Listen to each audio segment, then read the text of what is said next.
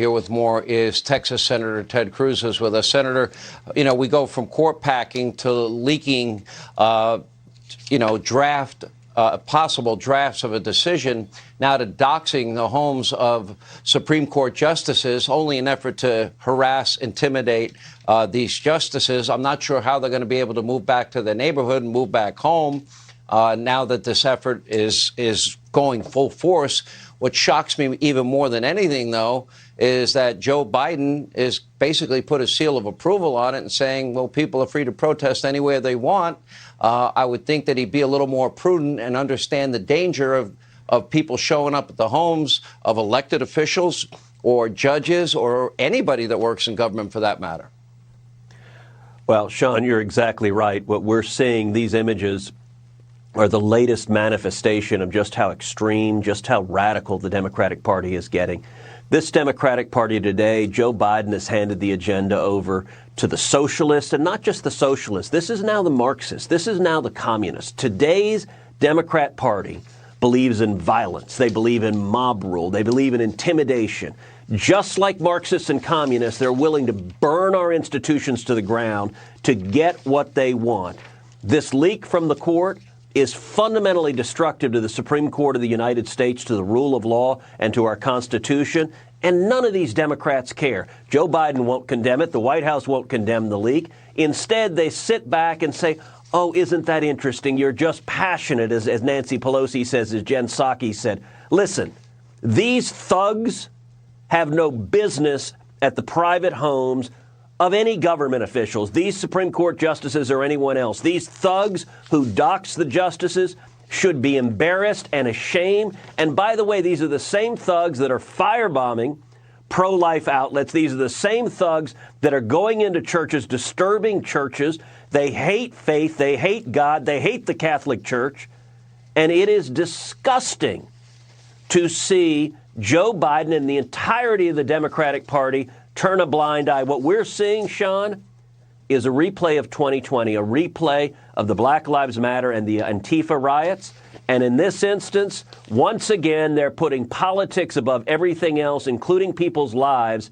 And these radicals are inviting violence directed at our judiciary and directed at the rule of law. So they're bullying, trying to intimidate these justices. Let's go back to the summer of 2020, where we had over 574 riots. We had dozens of dead Americans, thousands of injured cops, billions of dollars in property damage. Okay, we know that took place. Not only were they silent, there were many people like Kamala Harris that actually offered moral support for these groups and the bail fund and the defund dismantle effort.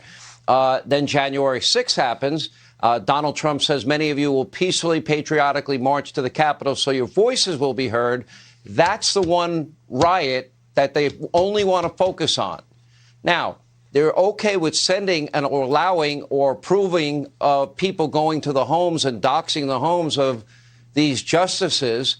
Why the selective moral outrage, and why the silence of people that seem so outraged over the one riot but ignore the 574 other riots and ignore the doxing? I'm trying to understand their logic. Well, it's all politics for them. The ends justify the means, and it's complete hypocrisy. You see this in the corporate media. You see this among Democrats. On January 6th of 2021, you had tens of thousands of people peacefully protesting, and yet the corporate media and Democrats slander them with the made-up term insurrectionist. And yet, in this instance, they are not willing to call off their goons even now as this has the potential to escalate and escalate further. And part of it is the extreme left. They know their ideas are unpopular. When it comes to abortion, today's Democratic Party has gotten so radical. They support unlimited abortion on demand up until the moment of birth with taxpayer funding and no parental consent and no parental notification. Sean, do you know the latest polling shows that just 6% of Americans support unlimited abortion on demand right up until the moment of birth? The reason Democrats are freaking out is they can't actually convince their fellow citizens through the democratic process to adopt their extreme radical views.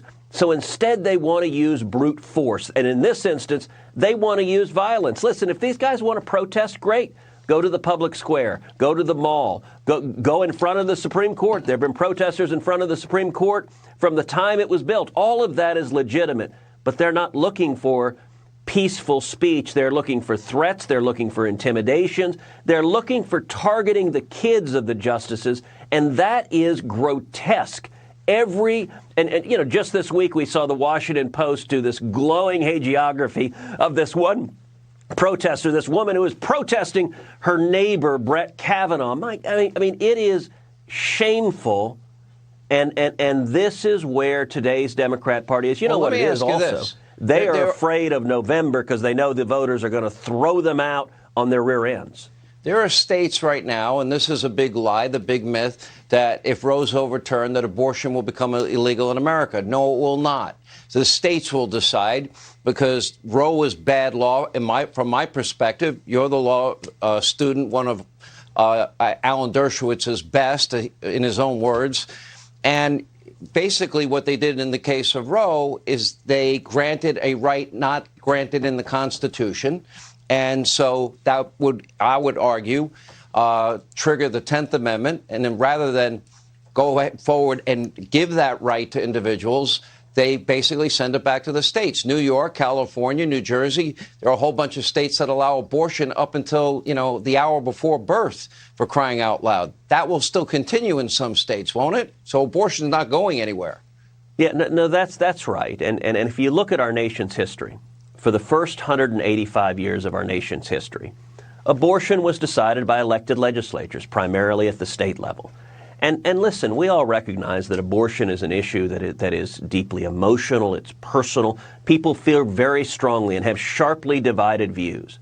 What happened in 1973, when Roe versus Wade was handed down, was 7 unelected lawyers in black robes said to the American people, "You pesky voters, your views don't matter. We know better than you do. We are philosopher kings, and we are going to decree the rule." And I'll tell you, that ruling, it was wrong the day it was issued. It's been wrong every day since then. But that ruling produced enormous anger, enormous division, because when people disagree and feel strongly about it, if the democratic process is available to them, you can go and make the case to your fellow citizens and you can argue for it. But with Roe, the court said, no, we know better than you do. If Roe is in fact overturned, and I pray that it is, the result will be it goes back to the elected legislatures. And by the way, these loons that are harassing the justices can go to their state legislature and that will argue in front of the legislature for the rule they want, and will let democracy play out.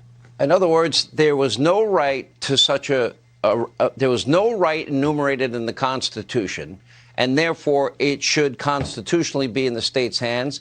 If it is overturned and this draft comes down the way we think it probably will, that will be what the law in every state will make their own law, and we'll be able to decide from there.